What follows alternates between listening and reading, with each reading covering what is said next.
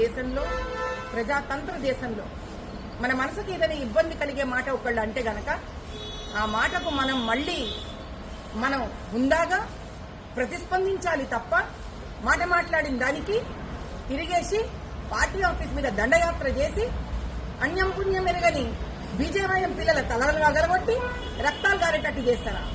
నేను ఒకటే మాట అడుగుతా ముఖ్యమంత్రి గారిని, రేవంత్ రెడ్డి గారు, మరి సమాంతం మీద కమెంట్ చేసిన మీ పార్టీ స్త్రీ మనుషులు ఎవరి తలలు వగలగొట్టిండ్రు?